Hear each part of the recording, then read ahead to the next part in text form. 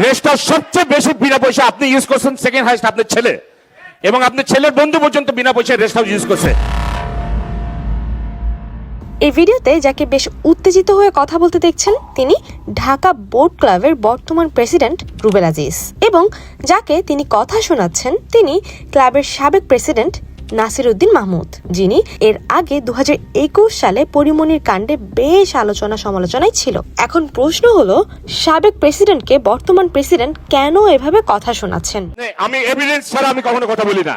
বিষয়টি হলো 5 আগস্ট 2024 রাজনৈতিক পট পরিবর্তনের পর বোট ক্লাবের প্রেসিডেন্ট হয়েছিলেন নাসির উদ্দিন মাহমুদ এবং বর্তমানে নতুন প্রেসিডেন্ট হন রুবেল আজিজ। কিন্তু ক্লাবের সাবেক প্রেসিডেন্ট নাসির উদ্দিন মাহমুদের আমলের আয় ব্যয়ের হিসাব নিয়ে উঠেছে দুর্নীতির পাহাড় সম অভিযোগ, যে বিষয়ে বোট ক্লাবের সাম্প্রতিক এক টাউন হল মিটিং এ বর্তমান প্রেসিডেন্ট রুবেল আজিজ সরাসরি দালিলিক প্রমাণ তুলে ধরে নাসির উদ্দিন মাহমুদের বিরুদ্ধে ক্লাবের অর্থ অপচয় ও পারিবারিক প্রভাব খাটানোর অভিযোগ আনেন।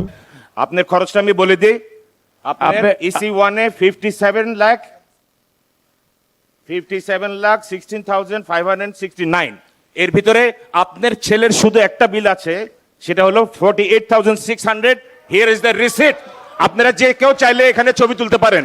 এবং রেস্ট হাউস সবচেয়ে বেশি বিনা পয়সা আপনি ইউজ করছেন, সেকেন্ড হাইস্ট আপনার ছেলে, এবং আপনার ছেলের বন্ধু পর্যন্ত বিনা পয়সায় রেস্ট হাউস ইউজ করছে। শুধু পারিবারিক খরচই নয়, কেনাকাটাতেও আকাশচুম্বী দুর্নীতির ইঙ্গিত দিয়েছেন রুবেল আজিজ। তার দাবি, নাসির উদ্দিন মাহমুদের সময় যে পণ্য 1,30,000 টাকায় কেনা হয়েছে, বর্তমানে তা মাত্র 85,000 টাকায় সংগ্রহ করা সম্ভব হচ্ছে।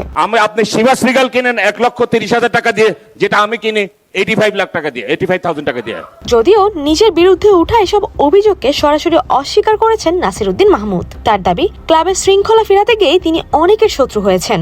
প্রথম দিকে আমার কিছু ইসি, কিছু না, 2-1 ইসি আপনার রেস্টুরেন্টে খেয়ে বিল দেয় নাই, এমনকি বারে খেয়েও বিল দেয় নাই, সেগুলো আমি প্রতিহত করেছি বলেই তাদের কাছে আমি খারাপ হয়েছিলাম। নাসির উদ্দিন মাহমুদ অভিযোগগুলোকে অস্বীকার করলেও বর্তমান কমিটি প্রায় 30 কোটি টাকার আর্থিক অসঙ্গতির দিক ইঙ্গিত দিচ্ছে, এবং বর্তমান প্রেসিডেন্ট স্পষ্ট জানিয়েছেন আগামী মিটিং এ প্রতিটি হিসাবের পাওয়ার পয়েন্ট প্রেজেন্টেশন এবং রিসিট মেম্বারদের সামনে তুলে ধরা হবে। এগুলো তো আমি এখন আনিনি, এটা আমার নেক্সট মিটিং এ আমি পাওয়ার পয়েন্ট প্রেজেন্টেশন দেখাবো। আজকে আমার হল রুম নাই বলে আমি পাওয়ার পয়েন্টে আনতে পারতেছি না। সো আপনি বক্তব্য সংক্ষিপ্ত করেন আপনার নিজের ইজ্জতটা রাখার জন্য। এখন দেখার বিষয় এই যে নাসির উদ্দিন মাহমুদ কি পারবেন তার বিরুদ্ধে উঠা এই অভিযোগগুলোর যথাযথ জবাব দিতে, নাকি ঢাকা বোট ক্লাবের ইতিহাসে নাসির উদ্দিন মাহমুদের কাণ্ড একটি বড় আর্থিক কেলেঙ্কারি হিসেবেই চিহ্নিত হবে।